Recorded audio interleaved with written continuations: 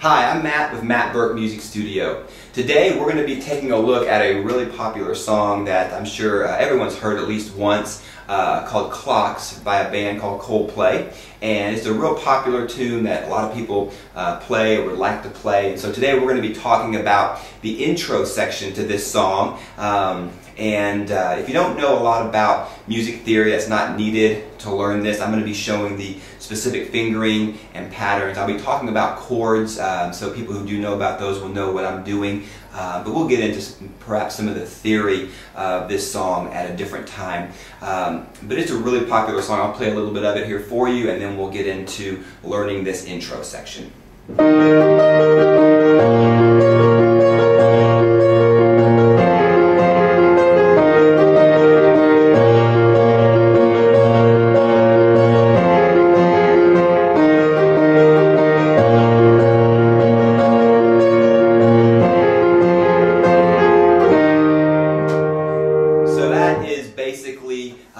What we're going to be going over today, just that section right there, and I will be doing additional videos to talk about the verse part of this and the other sections of this song as well, and you can kind of put it all together and learn the entire song. But this is a really fun, enjoyable part to play of this song, and it's a very recognizable section of this song as well. So let's go ahead and get started. Basically, there's three chords that are needed for this intro section, and actually these chords are used throughout the verse section and a large portion of this song. And there are some other parts of the song where additional chords come into play, but those three chords that we discussed, the E flat chord, the B flat minor chord, and the F minor chord, those are the three chords that are needed to learn this intro section. So let's go ahead and get started with this process. The first chord we're going to play, or the first pattern we're going to play, is this pattern right here. It's an E flat,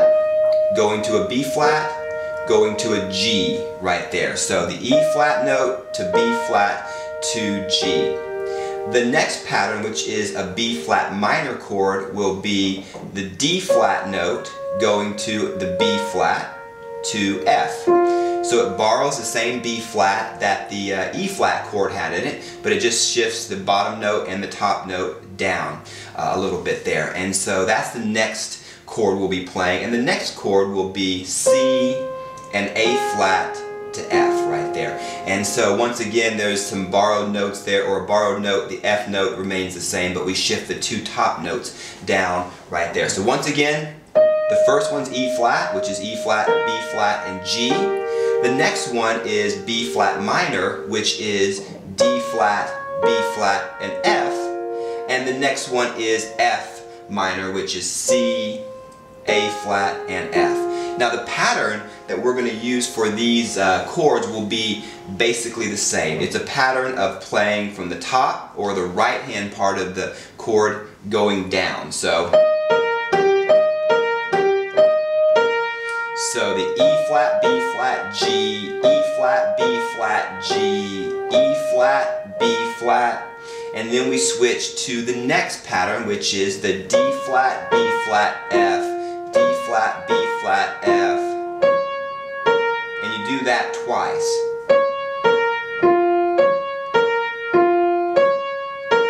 And the next pattern is the C, A flat, F, C, A flat, F, C, A flat.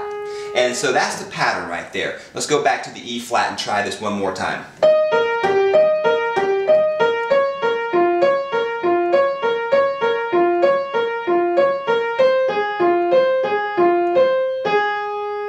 So that right there is your basic pattern for this song. Now let's talk about how many times you play these notes. What you want to do is count.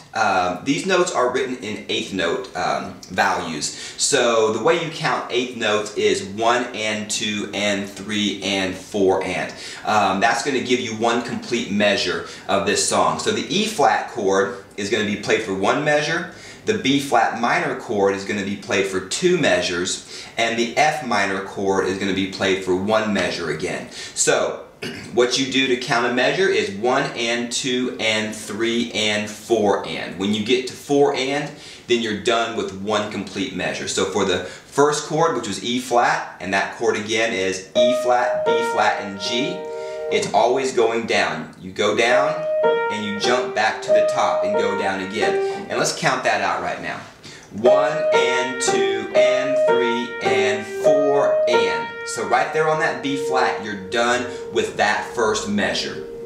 Now you're going to switch to the B flat minor measure, which is going to be 2 measures back to back, of course. And it's going to be 1 and 2 and 3 and 4 and you start back again at the top and count one more measure. 1 and 2 and 3 and 4 and.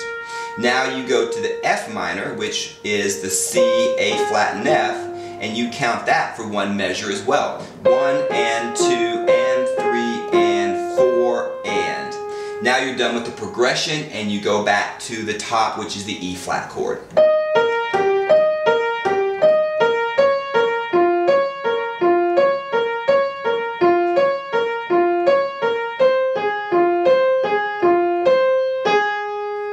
And that is the progression right there. Now, the trick is to have that going in the right hand and at the correct tempo, and then have the left hand brought in. And there's a few different things we can do in the left hand to go along with that right hand pattern right there. First of all, let's just play it kind of at the tempo, near the tempo that the song is done at, so you can kind of get a feel for it at that tempo.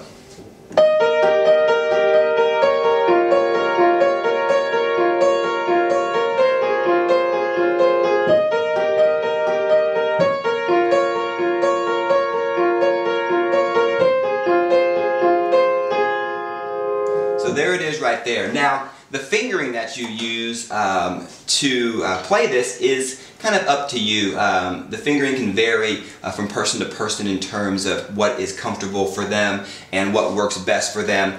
First of all, it's kind of good to know your finger numbers, which I'll be referring to. So the thumb is 1, and then 2, 3, 4, and finger 5 at the end there on your pinky. So 1, 2, 3, 4, and 5 will be your finger numbers there.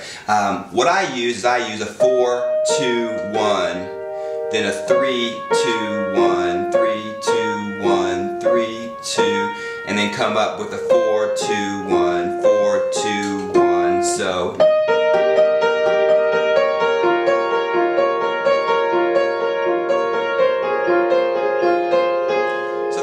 Find something that's comfortable for you to use, that feels comfortable. There's not one right fingering per se, it's just what feels most comfortable to you. And the goal also is to not have your fingers move too much. You want to have just the least amount of movement to get your fingers to the next note. So have it be the most comfortable and the most convenient way to play these notes. So that is what is a good first step. Just practice that exercise over and over, right hand only. Get comfortable at that tempo. The song is written at about 130 beats per minute. And so if you get a metronome going and play with a metronome, it's going to be roughly like this.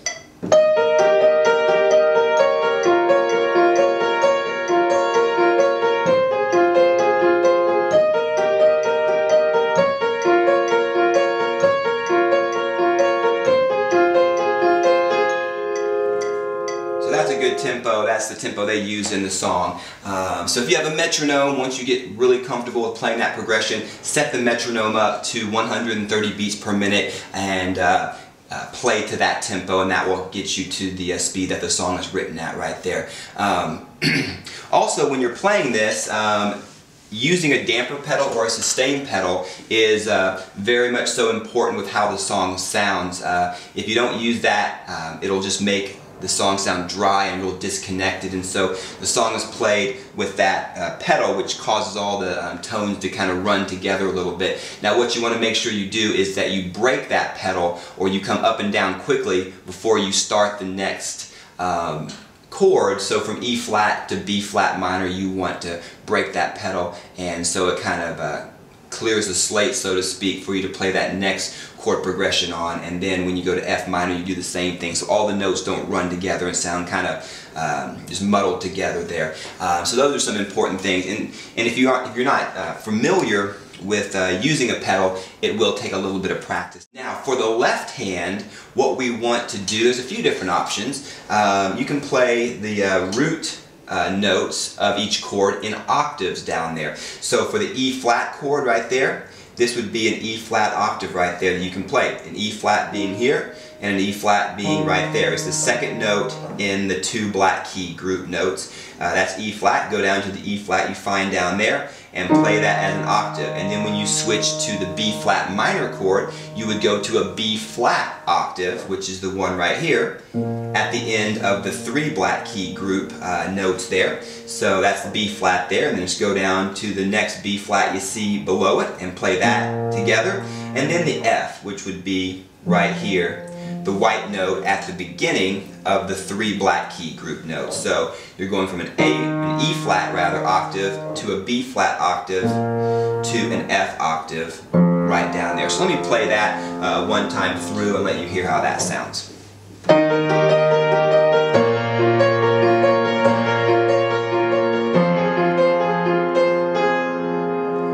Basically is putting those octaves, E flat for one octave, or for one measure rather, B flat for two measures, because that B flat minor is played for two measures, and then the F for one measure right there. So as you put it together, it's a little tricky to put both hands together, especially if you're relatively new playing the piano. It is a little tricky getting both hands to work together. So in order to really get this down, remember the chords. We have the E flat chord, we have the B flat minor chord, so two measures of that, and then we have the F minor chord. And remember, when you're counting those measures out, count 1 and 2 and 3 and 4 and.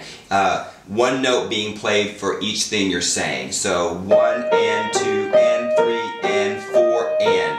That's one measure, and then you need to move to the next chord, which is B flat minor, and that's two measures. 1 and 2 and 3 and 4 and 1 and 2 and 3 and 4 and then we have one measure of F minor. 1 and 2 and 3 and 4 and.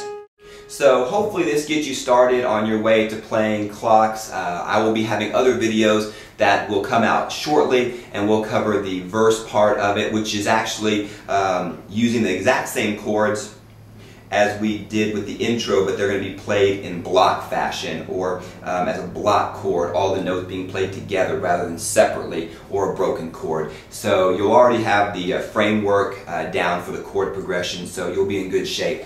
Thank you so much for checking out this video.